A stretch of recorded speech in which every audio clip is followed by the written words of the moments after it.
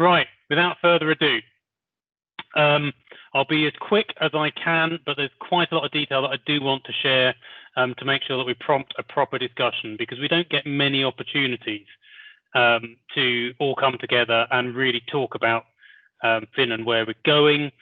And so we have to take them, particularly in a year when we're trying to finalise our strategic plan. Very briefly, let's look first at what's happened during 2020. We haven't, for sort of obviously COVID-related reasons, we haven't produced a printed annual report this year, but we have produced one that will go online. Yeah. Has everybody got nice, clear reception? I had a bit of background noise there. So I won't labour this too much. The points on the left, what we did in the early part of the year in particular, we talked about a bit in July, and we were focusing very much on the experience of our users, both our professional users in hospitals and consultants, and our patients in relaunching our portal, improving data submission processes, improving documentation, and responding to a number of challenges in terms of changing NHS information standards and similar. And then later on in the year in particular, we have got back into publication mode as we've come out beyond COVID and beyond what we called our consolidated fixed phase. So you will have seen the successful launch of Never events, which were published for hospitals in September and generally well received.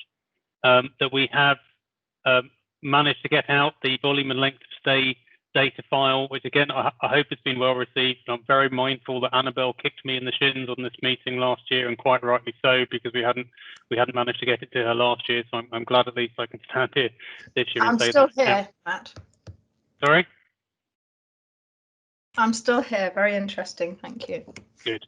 I hope, and we will continue to improve these, and also the way that we are able to distribute them and draw meaning from people. We're very aware, for example, that some organisations have significant analytic capability and can process raw data, and others might need a bit of help, as will individuals. And then, of course, finally to mention, we completed the ADAPT consultation, and we're now moving into pilot phase. We're just waiting for the official announcement of that. But we'll be moving into pilot phase and looking for volunteers, particularly amongst the private hospitals, to test the new data flow processes that we've talked so much about. So that's this year. I'll pause very quickly to ask if anybody has any questions for that before I move on to talking about strategy looking forward.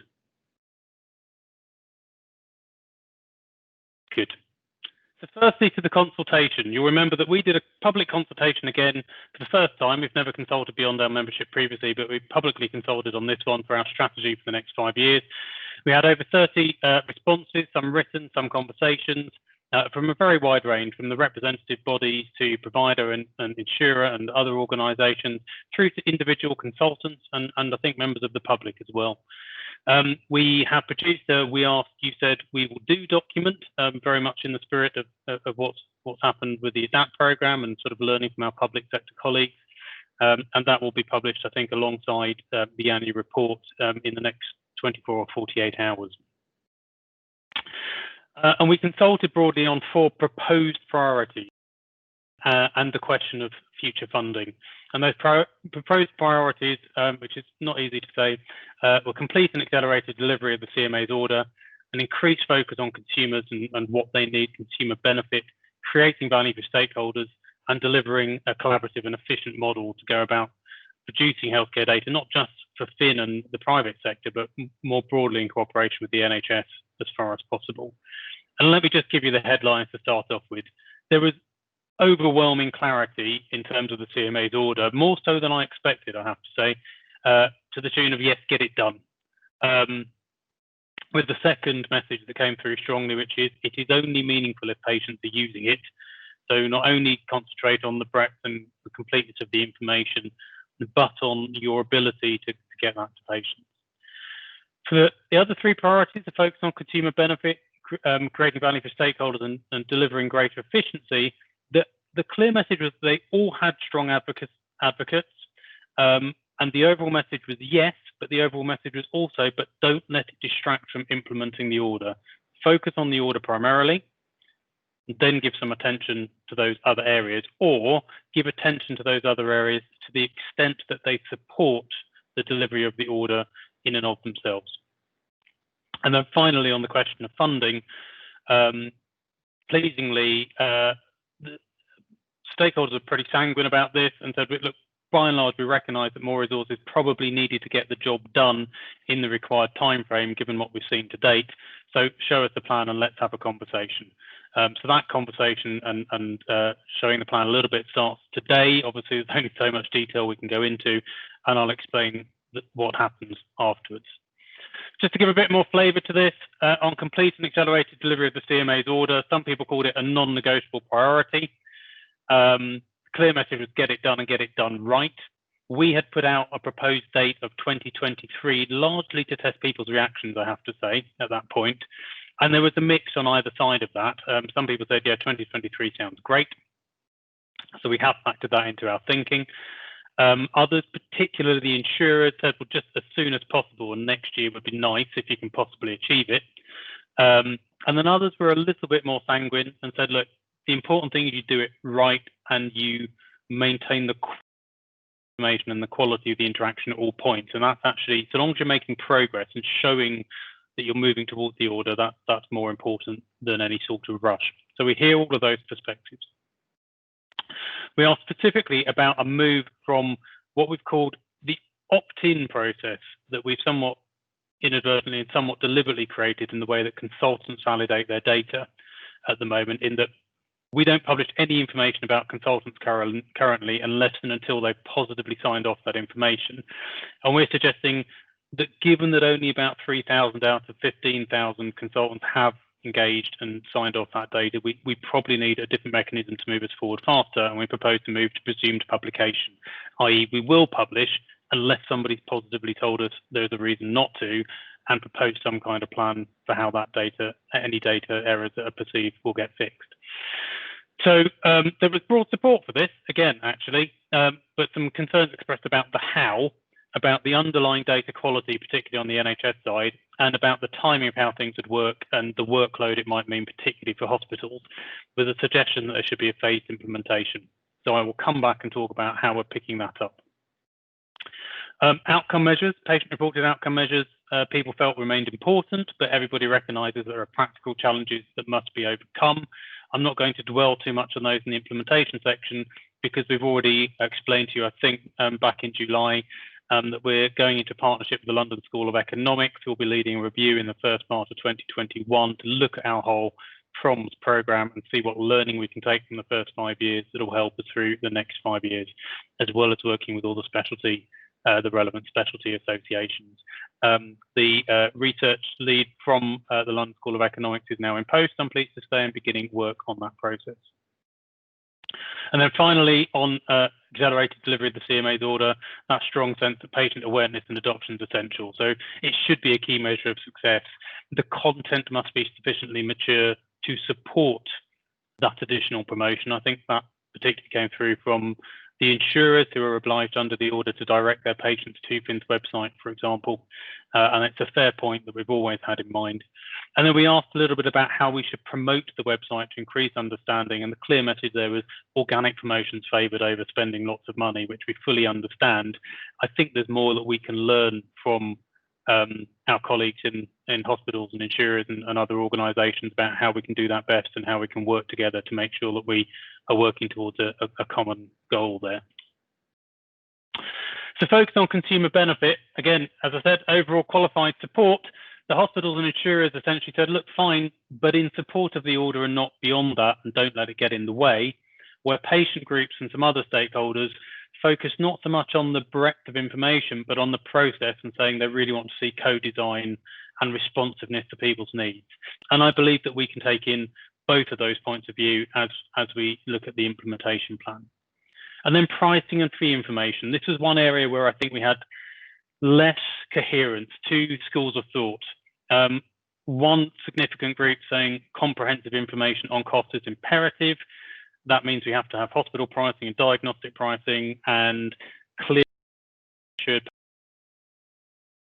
caboodle to make sure that patients really understand what their financial liabilities are going to be getting involved in private healthcare. But still, I would say we have to acknowledge that the CMA's order really talks about consultant fees, self-pay and insured, but not about hospital pricing. And the feeling generally that came back to us from the hospitals was not a rush to transparency, but the sentiment that things are actually too complex to make this easy. And I don't get the sense that anybody's really willing to move first on this.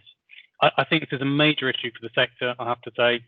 We had several people saying that our cost charging structure and benefits are very different, so you can't just compare on price and explain the underlying complexity to us. And I hear that, but that says to me something about the relationship between the private sector as a whole and their customers, which is a bit too big of a question for PHIN to tackle on its own, quite honestly. So I think I'd welcome a little bit more conversation about this over the next few months as we finalise what our approach will be. Creating value for stakeholders, that was well received again, but there was a real focus on staying away from anything too fancy and focusing on the information products that we can reasonably produce as PHIN, which are seen as an important value add for stakeholders, for consultants, for hospitals, for insurers, for other people in the market, and particularly to the extent that it would promote participation and engagement and make things easier. And we got some, pretty clear steers. People saying, I'd be more enthusiastic if I got something back. I'm sure the person who gave me that feedback will recognise herself and that comment. And similarly, we need the transparent benchmarking on hard clinical outcomes. We had various people saying to us, I need to know whether my consultants do elsewhere. I've only got a small part of their practice. I'd really like to know what the overall practice looks like, and should I have any concerns about quality issues, but that are not necessarily happening in my own hospital. And then a message summing those up really. It said, look, don't commercialise, remain a trusted advisor, stay close to the members but working for patients, but don't at this stage try to take on anything too commercial. So again, we've heard those messages. On collaboration, the focus was on ADAPT. There was broad support from everybody on ADAPT. There are still some questions out there. There was one around what will the data be used for. I think we answered that in the ADAPT consultation document, but I'm happy to go around those sort of questions until everybody's very happy, because it's important that we have complete clarity. And some challenges remain, and I don't want to underestimate these. The most significant of which is that we at PHIN have put in significant data cleansing and quality processes to ensure that data is right at a consultant level, and those processes don't exist on the HES data side at the moment.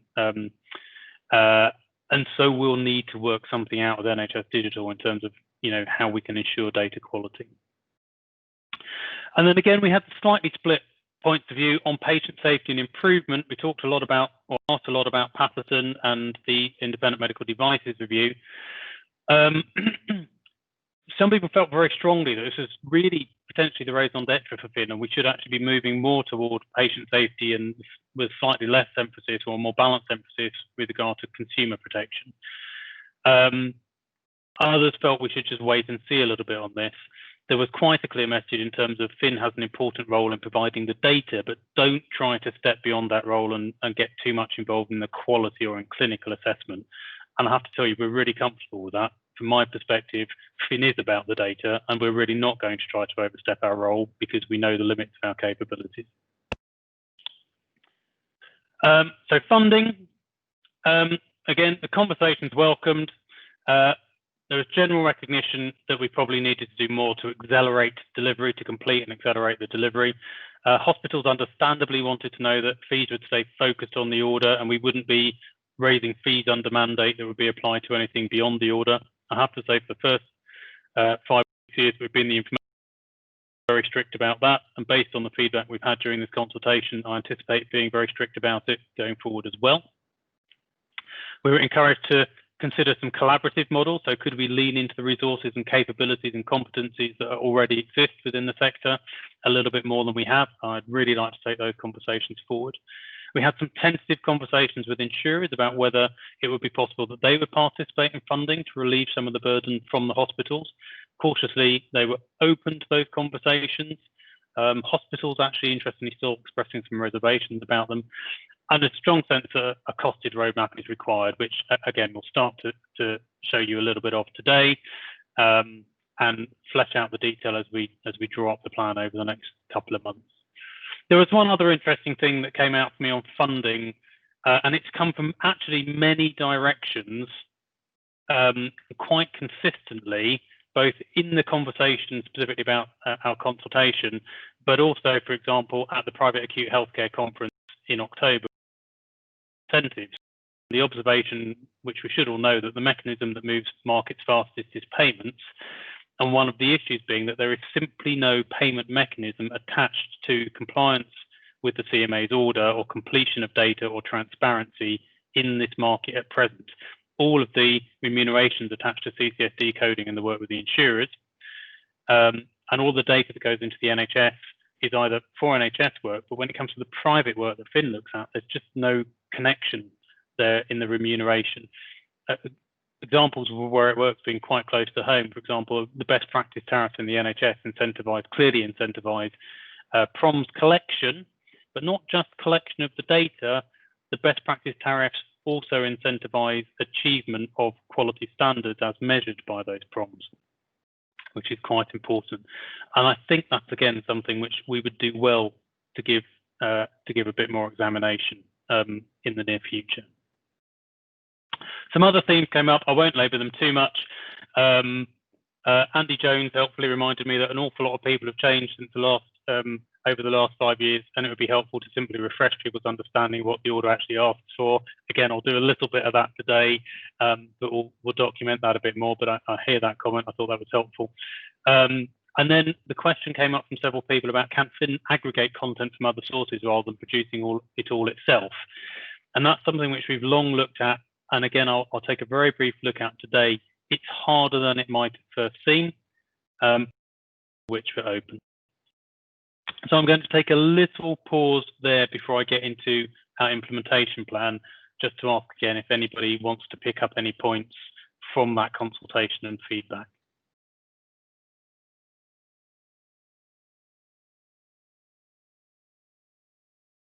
Okay, I'll have a sip of water just to give you a few more seconds. And then I'll move on, because I'm sure everybody would like me to get through these. So essentially, principles for implementation first was we put some consultation priorities out. You gave us some answers, so we're going to follow them, which means that what we're prioritising is getting the order done, really as much as is possible, as quickly as possible, and that will follow the other priorities in support of delivering the CMA's order. In other words, we will ensure that consumers and patients can find, understand, and use the information effectively to the extent that's within the CMA order, but we won't step outside the order. We'll provide value-adding information back to our stakeholders that enables and engages participants to improve participation and data quality primarily. And we'll work with partners through Adapt and Beyond, particularly as it accelerates delivery or enables us to get to the right answer. And so all of those things actually fit pretty nicely, and the feedback was helpful. The implication is that anything outside of the scope of the order remains for separate discussion. That's fair enough. And then one more thing I thought was just worth mentioning here is I think we're going to have a slight reorientation of the way we go about things. I'd say to the extent that we've published information over the last 3 or 4 years, we've been very much trying to fill a space on the website and get the information out into people's hands. And sometimes we've been pulling the information through our organisation to get it onto the website. I want to take a slightly different approach going forward, which is to make sure we've got the data, to be presenting it back to participants, getting the data in the right shape. And once it's in the right shape and we fully understand it and are working with it, then taking it through to publication. And that might seem like a subtle distinction, but it means being slightly more informatics driven with a website at the end of it, rather than being web product driven in every instance. So I thought it's worth just looking at what does delivering the order mean, what does done look like, and what remains to be done. The first question is easy, the second question is quite extensive. I mean, done, we actually put this in the consultation proposal. I think, to my mind, it means all of the measures that the CMA asked for all of the procedures that we cover, for all of the consultants practicing at all the hospitals, and available to, understood by, and used by patients. Now, I haven't mentioned fees there, but I'll come back to fees. But in terms of the performance measures, that principle seems to be a reasonable definition of getting it done, and that had general agreement. So in terms of what remains to be done, we've got those three things. We've got the Article 21 performance measures, the Article 22 fees, and awareness and adoption by patients, as discussed, which kind of run through the CMA's order. There's a few other bits in there, but that's what I'm going to concentrate on today. I'm going to talk very briefly, before I look at the performance measures, just around coverage and data quality. I've said before that we're sort of at a tipping point right now between these two strategic plans. 2015-20 was really about establishing processes and being very focused on getting data in. The next 5 years will be much more focused on taking the data that we've got and getting information out. That is true, but I do just want to note that there's still work to be done on data quality, and we mustn't forget it. We've got about 500 out of 600 identified hospitals participating. That's brilliant, but we need to keep going until we've got them all. Quite tricky because the remaining 100 are typically very small units, either very small or very new private units or very small NHS private patient units. That's illustrated by the fact we think we have about 96, 97% of the market by activity now covered. I think it's fair to say we've been, and you'll produce a data maturity report that's on the website we talk to our members about regularly, that illustrates that we've got data good enough now to publish at hospital level from a wide range of metrics, but we need to keep going until that data is sufficiently mature to publish at consultant level too.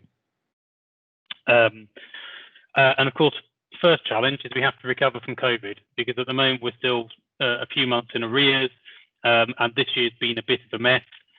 We haven't pushed too hard on that yet. Well, I have to say the hospitals have done a brilliant job of rallying around in the last few months to get data back toward a good place. That's very good.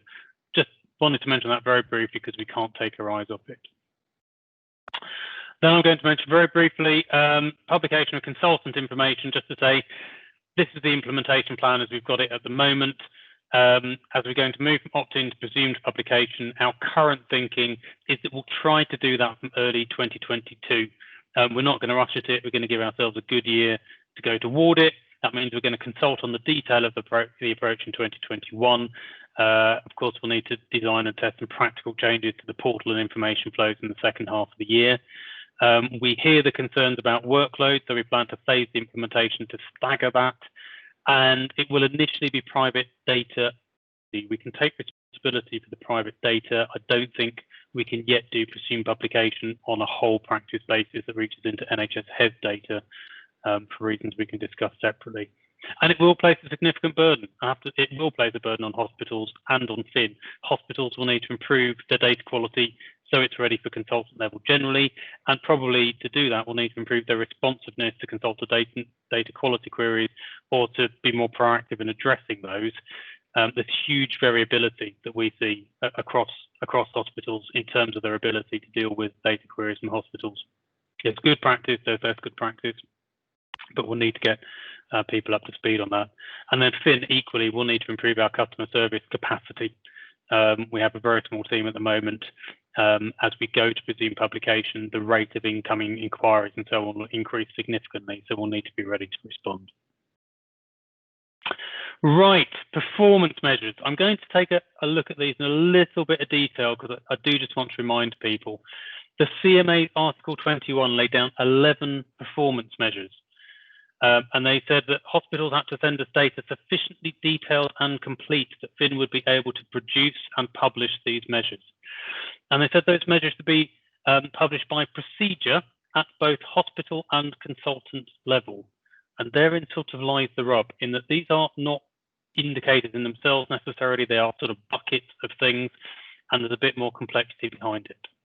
So, to illustrate, so far we have at least started publishing something in 6 of 11 categories at hospital level. So volumes, length of stay, two types of infection rates, surgical site infections and healthcare associated infections, patient feedback and satisfaction, the hip and knee patient reported outcome measures, and never events.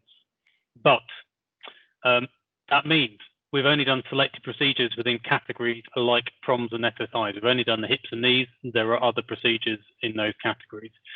We've only done selected measures within the broader categories, i.e. we've done never events at hospital level, but there is a lot more to adverse events than never events, and it actually changes quite frequently, so it's something we need to stay on top of. We have only done simplified metrics so far in many instances. So, for example, for those hip and knee PROMs, we've shown the percentage of patients who experience improvement, but we haven't yet got into the average adjusted health gain, which is the standardized approach used in the NHS. So that remains ahead of us.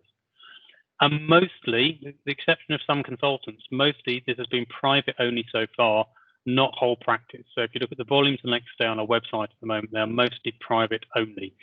Now we propose to change that, to start changing that quite quickly in the early part of 2021. We'll take the HES data and start publishing whole practice information for hospitals. It's a little trickier at consultant level. And there are really three drivers to that. The first is that hospitals want us to publish whole practice. Some are more keen on it than others, but if you are, for example, Ramsay Healthcare, who have a significant proportion of activity coming from NHS patients, PHIN simply can't produce a fair and complete picture of their activity and quality, publishing only the private data. We have to look at a whole practice approach. Secondly, the CMA asked us to.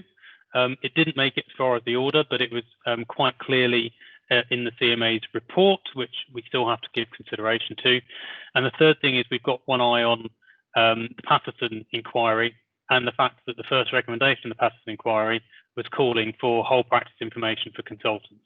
So those things are driving that kind of thinking. So on the consultant side, so far we've published 2 out of those measures. You can already see that we've got a long way to go. And the key to the next 5 years is really filling in these blanks. And just to illustrate some of this detail, on the PROM side, we've done the knee PROM. We set out a list of 13 PROMs. Well, we actually set out 7 of them. The Royal College of Surgeons added 6 for cosmetic surgery later in 2016. You may remember the history. If you don't, I won't go into it now, but we need to work our way through those.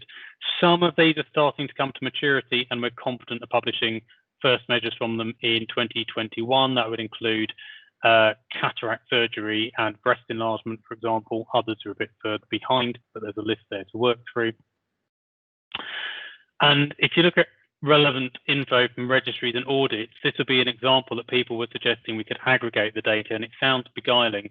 There's an awful lot to work through. There are a lot of national registries and audits now. I've listed some of the more relevant ones here, some of which will be familiar to you, but there's a lot to look at.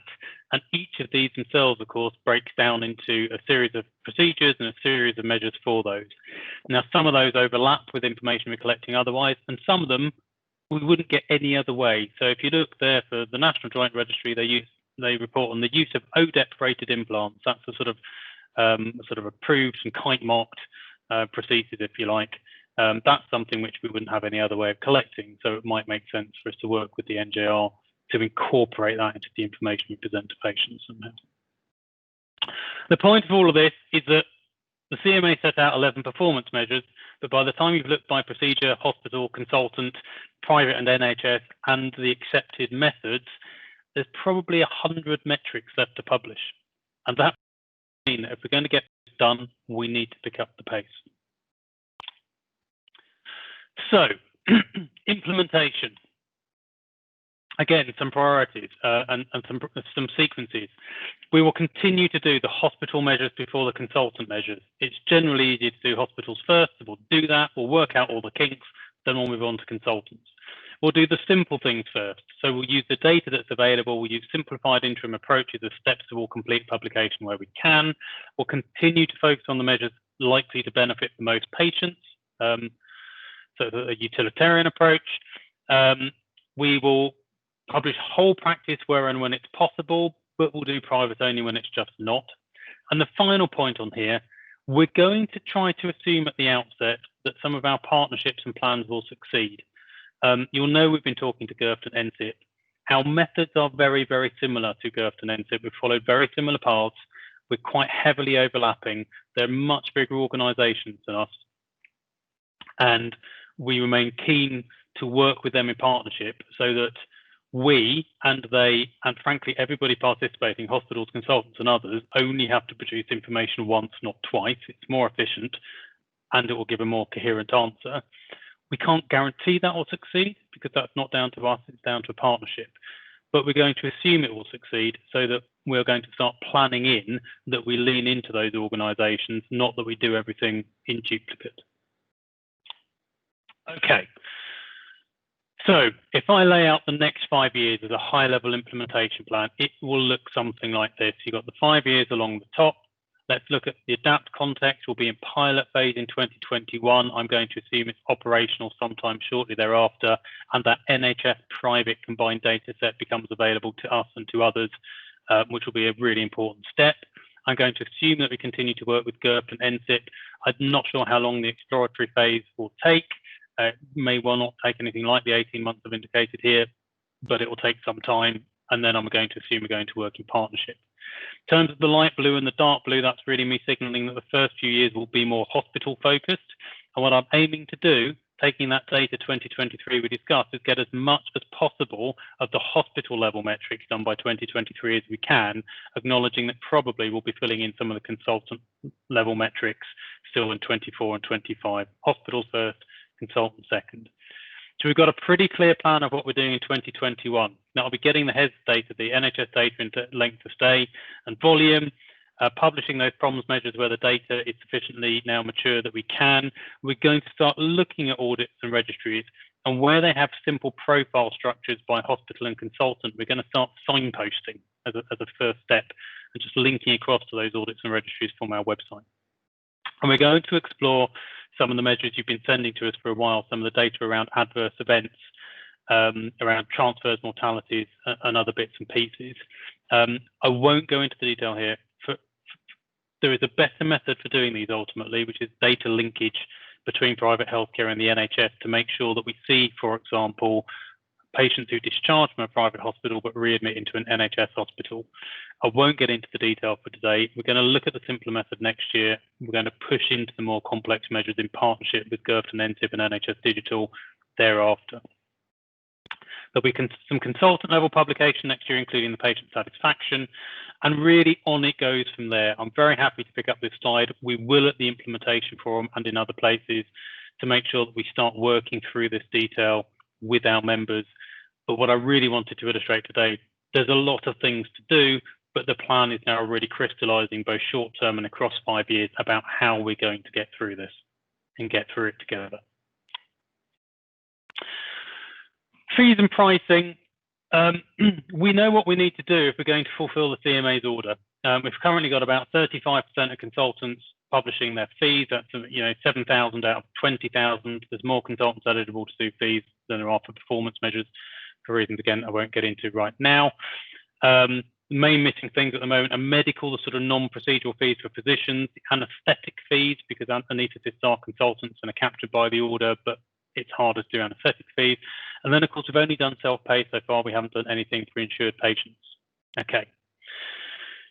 So we've got a plan to do that. But for me, I think this needs a little bit further discussion because I think a big question mark remains over, is it useful? Unless we can do hospital pricing alongside it and hospital charges alongside it and look at diagnosis, for example, is it useful to continue down this path?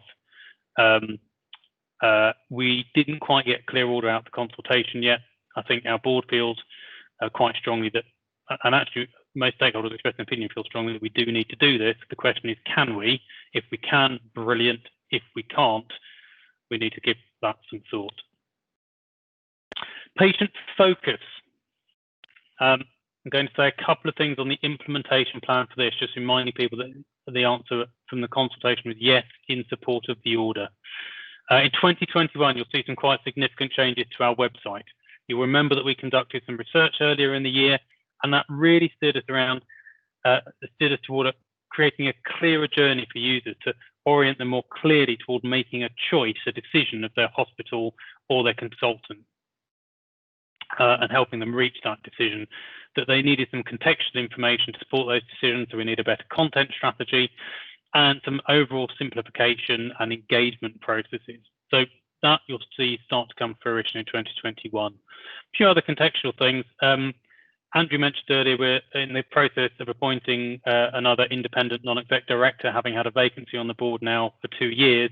Previously, the director who stepped away was an expert in outcome measures, Professor Nancy Devlin, but the board decided last year that what we wanted to step into that role was actually somebody who had a really, really strong understanding of consumers, consumer behavior, patients, maybe a background in patient advocacy. And you may have seen we've recruited publicly to that role. We've had an extremely strong shortlist, so I'm very confident we'll make a really positive appointment of a NED who will help us just to keep that focus on patients. We're also planning to put some resource in place. To date, we've had a small consultant focused team, a small hospital focused team, but we've never had anybody specifically focused on patients or insurers or various other stakeholders. Now, we can't address all of those things immediately, but we are going to put in some resource to look at a plan for patient engagement over the next 5 years and a plan for working more productively with insurers over the next 5 years. And then you may remember we started work with the Patients Association. We've also started to form relationships with some similar organisations. I expect those to go forward positively. Over the following 4 years, the theme remains make it easy for patients to access and use the information. Key issues that came out of research and that we've known for a while include things like specialty or condition-based search, not just procedure-based search. Patients don't necessarily know when they leave their GP exactly what procedure they're going to get, but they do know which doctor they're going to see or what their underlying condition is, so we should enable that process. And then patients asked us for more interactivity and better ways to kind of get some support in using the information, whether that's online or offline. We know we can involve them better in developing the product, and we know we can explore partnership with intermediaries, which may be the hospitals and insurers and others who've got patient-facing, significant patient-facing capability themselves, or with other third parties. GPs would be an obvious one, but I think the major employers would also be potentially a rich source of engagement for helping us better engage with patients more generally. I'm going to skip forward a little bit because I'm just aware that we're on Teams and it takes a while. I'm going to touch very briefly on resource needs and then just talk about how we're going to finalise this process over the next few months. So you've got to know I'm about 2 slides from the end. The overall message from this, I'm sure you picked it up, is that to pick up the pace and meet our obligations, we need to strengthen considerably. I think broadly we feel in PHIN's resources right now, we've got the right governance and the right executive structure at the top. We've got the right capabilities in most areas with selective additions needed, like the patient focus and insurer focus I mentioned, particularly also increasing the strength in informatics so we can get through that substantial list of performance measures. But what we really lack is capacity. So it means not filling in from the top of the organisation, but filling in from the bottom of the organisation to bring in more doers, because we've got too many directors managing and too many managers doing the day-to-day business at the moment. So that's the thing we'll need to fill in.